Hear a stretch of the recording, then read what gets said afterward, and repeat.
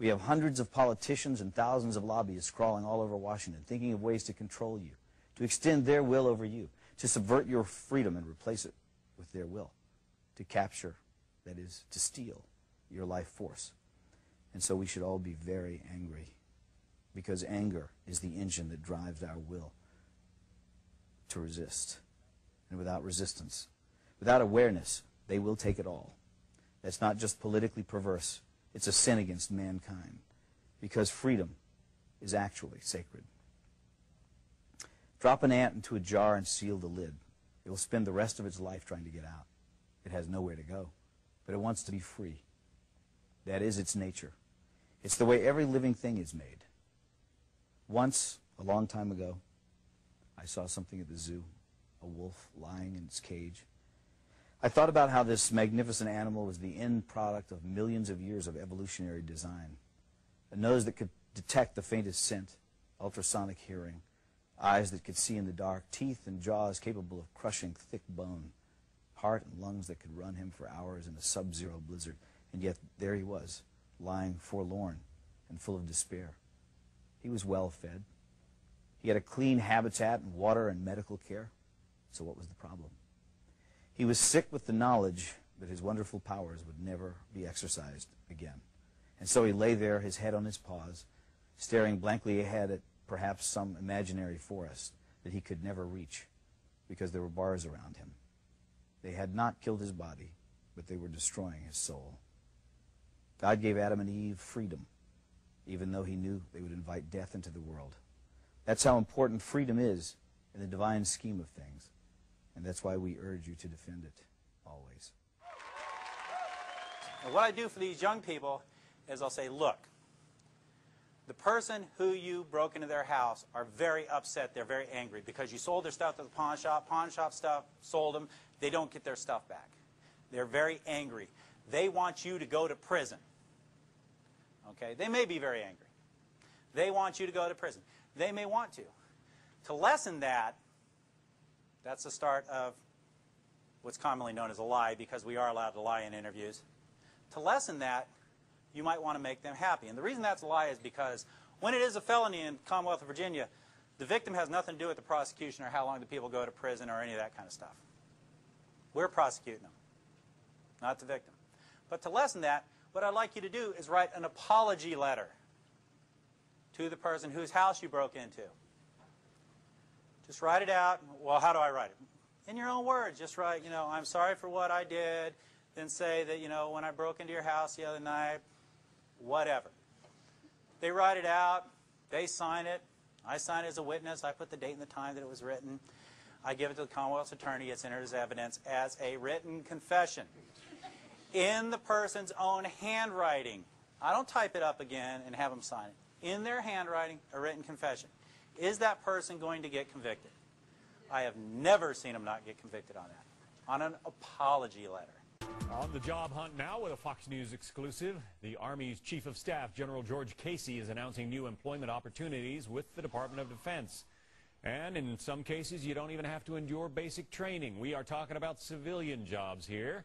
Jamie Colby is live at an Army recruiting center in Manhattan. So what kinds of civilians is the Army looking for, Jamie? Well, let me first address that basic training, John. They did threaten here to make me down and give them 50, but fortunately, I didn't have to. And you don't have to, actually, to be a civilian. There are a number of jobs. John, can you imagine a corporation that offers 550 different job classifications? Just about everything is represented, supporting our troops. I can't imagine anything else with more honor. There are great benefits, too. I'll get to that in a second. 325,000 Americans already serving as civilians in the Army at 67 countries worldwide. If you love travel, this is definitely for you. And we had an exclusive sit-down with the Army Chief of Staff, General Casey, who told us there's one category they're particularly interested in. Take a listen. What is the skill set that you think is the most in need right now? I would say probably contracting. I think you know that with the deployments, our contracting requirements have gone way up.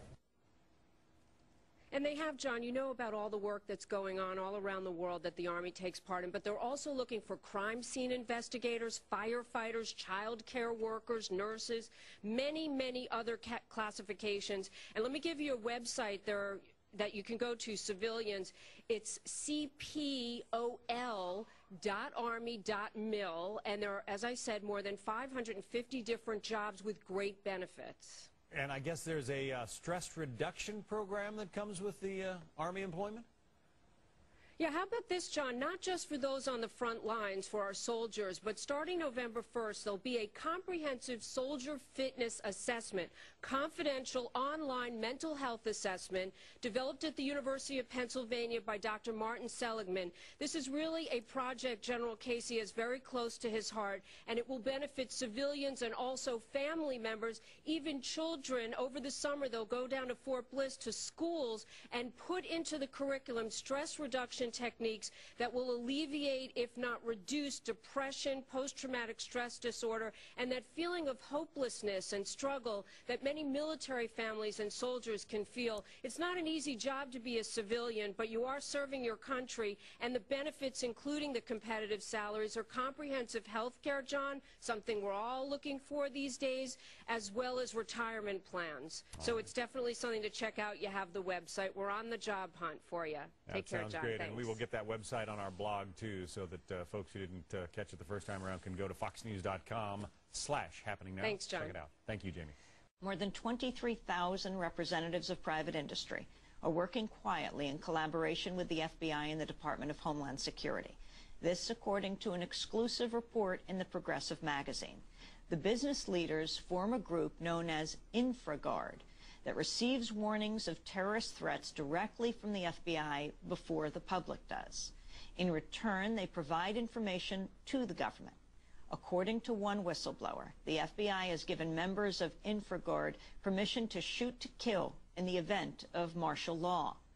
Matt Rothschild is the reporter who broke the story. He's editor of the Progressive magazine. He's author of the book, You Have No Rights, Stories of America in an Age of Repression.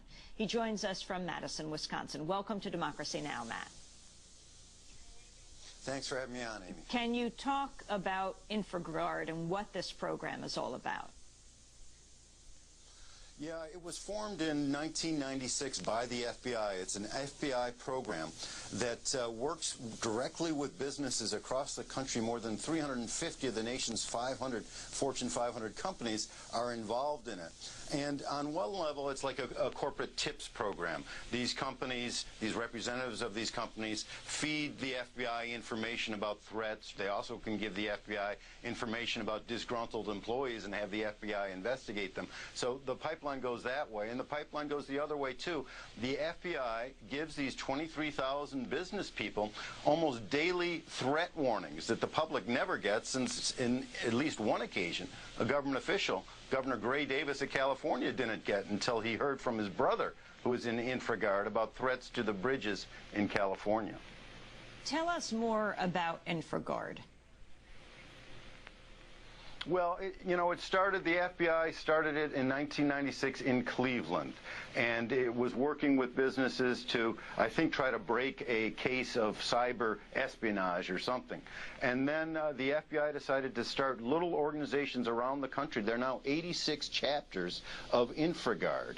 And the FBI and now Homeland Security are working with these local chapters, statewide chapters, and they have meetings. They have these secretive meetings around the country, and at some of these meetings, the FBI and the Homeland Security agents tell business people what their responsibilities are during times of an emergency or martial law. How did you learn about this story, Matt Rothschild?